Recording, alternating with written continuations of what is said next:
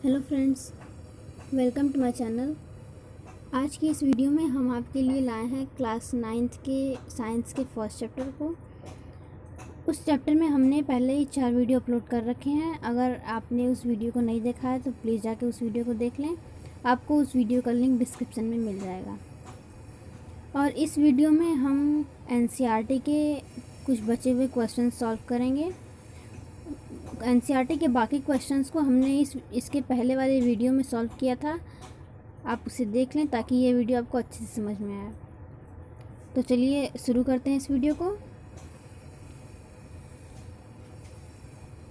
इसके पहले जितने भी क्वेश्चंस हमने बताए थे उन क्वेश्चंस को आप देख लीजिए। अब आते हैं इस क्वेश्चन पे। 273 केल्विन पर बर्फ़ ठंडा करने पर तथा जल को इसी तापमान पर ठंडा करने पर शीतलता का प्रभाव अधिक क्यों होता है? तो आंसर है कि 273 केल्विन के तापमान पर बर्फ़ की ऊर्जा पानी की ऊर्जा से कम होती है। हम जानते हैं कि तापमान हम जैसे जैसे बढ़ाते हैं उसकी गतिज ऊर्जा बढ़ जाती है। उनके बीच उनके जो कण होते हैं उनके मध्य जो गतिज ऊर्जा होती है वो बढ़ी है। तो वही इसमें लिखा गया है कि 273 केल्विन के तापमान पर बर्फ़ की ऊर्जा पानी की ऊर्जा से कम होती है। तो इसमें तापमान 273 केल्विन यानी कि 0 डिग्री सेल्सियस रखा गया है और इसका मतलब बर्फ़ की ऊर्जा जो है वो पानी की ऊर्जा से कम होगी।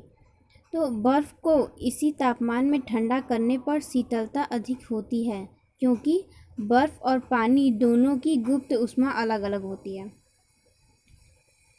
नेक्स्ट क्वेश्चन है, उबलते हुए जल तथा भाप में से जलने की तीव्रता किसमें अधिक होती है? किसमें अधिक महसूस होती है? तो भाप से जलने की तीव्रता उबलते हुए जल की अपेक्षा अधिक महसूस होती है।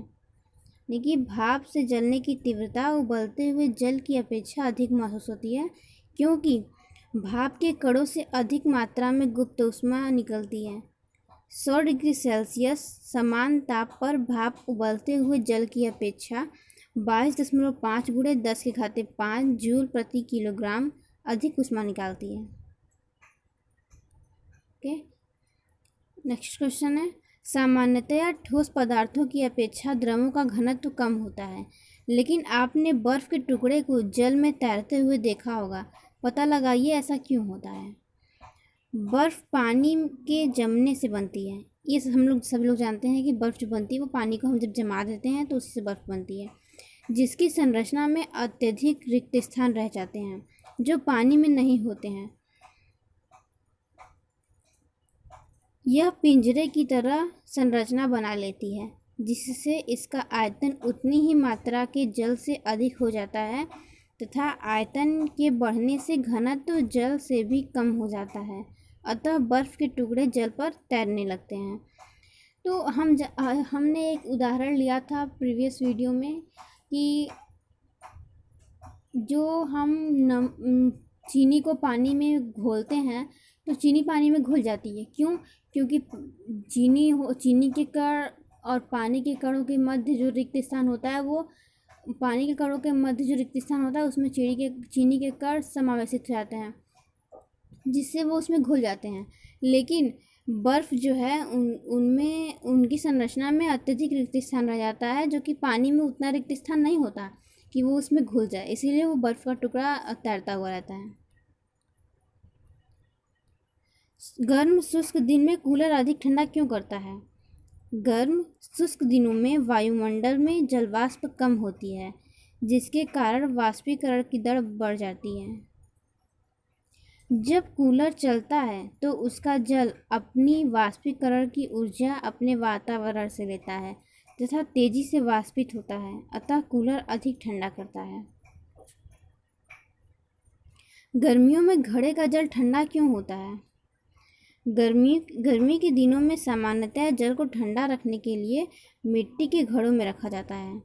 मिट्टी के घड़े यानी कि मटके में छिद्र होते हैं जिनमें से जल रिस कर बाहर आ जाता है और वायु लगने से वाष्प बन जाता है।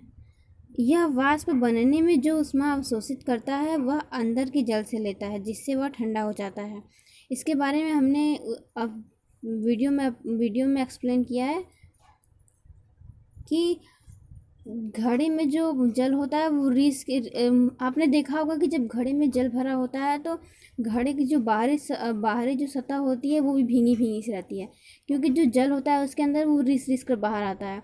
और गर्मी में जब बाहर का तापमान यानी कि जो बाहर की गर्मी होती है वो वायु जब उस घड़े के बाहर की जो रिस कर जल आया हुआ होता है उस पर जब वो लगता है तो वो वाष्प बन जाता है।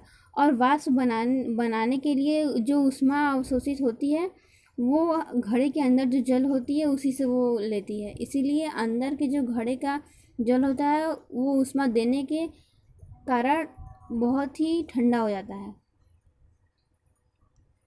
एसीटोन या पेट्रोल या इत्र डालने पर हमारी हथेली ठंडी क्यों हो जाती है? जब हम हाथ की हथेली पर एसीटोन नाखून पालिश हटाने के लिए जो द्रव हम लोग यूज़ करते हैं वो या पेट्रोल गिराते हैं तो इनके कण हथेली से ऊर्जा प्राप्त करके वाष्पीकृत हो जाते हैं, जिस कारण हथेली शीतल महसूस होती है। कप की अपेक्षा प्लेट से हम गर्म दूध या चाय जल्दी क्यों पी लेते हैं? कप की अपेक्षा प्लेट से हम गर्म दूध या चाय जल्दी पी लेते हैं क्योंकि प्लेट का पृष्ठ क्षेत्रफल कप की अपेक्षा अधिक होता है। सतही क्षेत्रफल बढ़ने पर वाष्पीकरण की दर भी बढ़ जाती है, जिस कारण गर्म दूध या चाय जल्दी ठंडी हो जाती है और उसे हम जल्दी पी लेते हैं। गर्मियों में हमें किस तरह के कपड़े पहनने चाहिए? गर्मियों में सूती कपड़े पहने जाते हैं क्योंकि शारीरिक प्रक्रिया के कारण गर्मियों में हमें अधिक पसीना आता है, जिससे हमें शीतलता मिलती है। क्योंकि वाष्पीकरण के दौरान द्रव की सतह के कण हमारे शरीर या आसपास से ऊर्जा प्राप्त करके वाष्प में बदल जाते हैं। वाष्पीकरण की प्रसुप्त ऊष्मा के बराबर ऊष्मीय ऊर्जा हमारे शरीर से अवशोषित हो जाती है, जिससे शरीर शीतल हो जाता है। क्योंकि सूती कपड़ों में जल का अवशोषण अधिक होता है, इसीलिए हमारा पसीना इसमें अवशोषित होकर वायुमंडल में आसानी से वाष्पीकृत हो जाता है। निम्नलिखित तापमान को सेल्सियस इकाई में परिवर्तित करें। क्वेश्चन है 293 केल्विन, इसको हमें सेल्सियस में परिवर्तित करना है। तो हम जानते हैं कि केल्विन का जो तापमान होता है मतलब 273 केल्विन बराबर 0 डिग्री सेल्सियस, ये हम जानते हैं। तो केल्विन के हमने पहले वीडियो में बताया था कि जब केल्विन के तापमान में हम 273 घटा देते हैं तो डिग्री में परिवर्तित हो जाता है, और जब डिग्री में हम 273 जोड़ देते हैं तो वो केल्विन में परिवर्तित हो जाता है। तो आइए देखते हैं कि केल्विन में तापमान -273 घटा देंगे तो डिग्री में तापमान हमें मिल जाएगा। तो 293 केल्विन दिया गया है, उसमें से -273 कर देंगे तो बराबर 20 डिग्री सेल्सियस, ये हमारा आंसर होगा। 470 केल्विन, तो केल्विन में तापमान -273 बराबर डिग्री सेल्सियस में तापमान, तो 470 केल्विन -273 बराबर 197 डिग्री सेल्सियस। तो 470 केल्विन बराबर 197 डिग्री सेल्सियस, यही इसका आंसर होगा। अब निम्नलिखित तापमान को केल्विन इकाई में परिवर्तित करें। क्वेश्चन है 25 डिग्री सेल्सियस। तो हम जानते हैं कि केल्विन में तापमान -273 बराबर डिग्री सेल्सियस में तापमान, इसके पहले वाले क्वेश्चन में हमने ये सॉल्व किया है। तो इस क्वेश्चन में हमें तापमान को केल्विन में परिवर्तित करना है। तो हम डिग्री सेल्सियस में तापमान प्लस 273 बराबर केल्विन में तापमान करेंगे। तो क्या होगा कि 25 डिग्री सेल्सियस हमें दिया गया है, प्लस 273 हमें जोड़ देना है, और जो आंसर आएगा वही हमारा आंसर होगा। यानी कि 25 डिग्री सेल्सियस प्लस 273 बराबर 298 डिग्री सेल्सियस, और यही हमारा आंसर है कि 25 डिग्री सेल्सियस बराबर 298 केल्विन। ऐसे ही ये क्वेश्चन देख लीजिए, 373 डिग्री सेल्सियस क्वेश्चन में दिया है। तो हम जानते हैं कि केल्विन में तापमान -273 बराबर डिग्री सेल्सियस में तापमान, तो हमें डिग्री सेल्सियस में जो तापमान है उसमें हम 273 जोड़ देंगे तो हमें केल्विन में तापमान मिल जाएगा। क्योंकि हमें डिग्री सेल्सियस को केल्विन में चेंज करना है, इसलिए डिग्री सेल्सियस में हम 273 जोड़ देंगे तो हमें जो हमारा परिणाम है वो केल्विन में मिल जाएगा। और अगर हमें केल्विन को डिग्री सेल्सियस में चेंज करना हो तो हम केल्विन के तापमान में 273 माइनस कर देंगे तो हमें डिग्री सेल्सियस में तापमान मिल जाएगा। आते हैं नेक्स्ट क्वेश्चन पे। निम्नलिखित पदार्थों को उनके कणों के बीच बढ़ते हुए आकर्षण के अनुसार व्यवस्थित करें।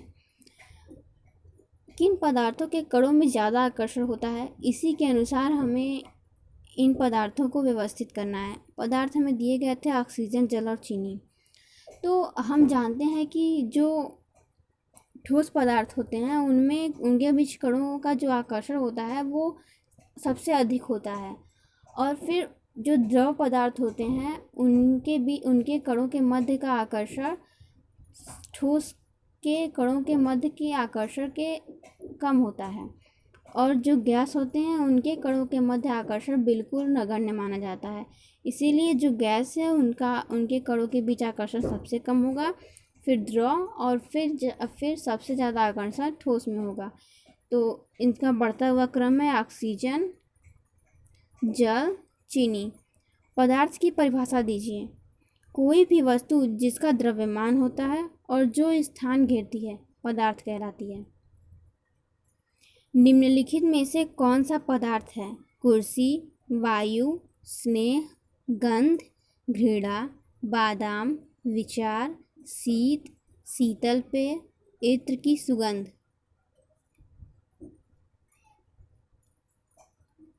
इसमें कौन से पदार्थ हैं? तो इसमें पदार्थ हैं कुर्सी, वायु, बादाम, शीतल पेय। स्विमिंग पूल में गोताखोर पानी काट पाता है, इससे पदार्थ का कौन सा गुण प्रेषित होता है? स्विमिंग पूल में गोताखोर पानी काट पाता है, इससे पदार्थ के निम्न गुण प्रेषित होते हैं। पानी के कणों के बीच की दूरी अधिक होती है, और दूसरा है पानी के कणों के बीच आकर्षण बल कम होता है। हम जानते हैं कि जो द्रव होते हैं उनके कणों के बीच आकर्षण बल ठोस से कम होता है, और जो पानी के कणों के बीच की दूरी होती है वो भी ठोस से अधिक होती है। इसीलिए जो गोताखोर होता है वो पानी को काट पाता है। वायुमंडल में गैसों को द्रव में परिवर्तित करने के लिए कोई विधि सुझाइए। तो हम जानते हैं कि गैसों को द्रव में परिवर्तित करने के लिए उस पर दाब लगाना पड़ता है, और द्रव को ठोस में परिवर्तित करने के लिए भी उस पर दाब लगाना पड़ता है। दाब क्या? उसके तापमान को कम करना पड़ता है। दाब को बढ़ाकर तथा तापमान को घटाकर वायुमंडलीय गैसों को द्रव में परिवर्तित किया जा सकता है। विधि: एक सिलेंडर में गैस को भरकर इसमें लगे पिस्टन से संपीड़ित करने तथा दाब को कम करने पर पदार्थ के कणों की दूरी कम हो जाती है और यह द्रव में बदल जाते हैं। जानते हैं कि द्रव के बीच जो कणों की दूरी होती है वो कम होती है बजाय गैस के। तो जब गैस को हम दबाकर उनके कणों के बीच की दूरी कम कर देते हैं तो वो द्रव में परिवर्तित हो जाती है। Thanks for watching my video. Please friends, like my video, share my video and subscribe my channel.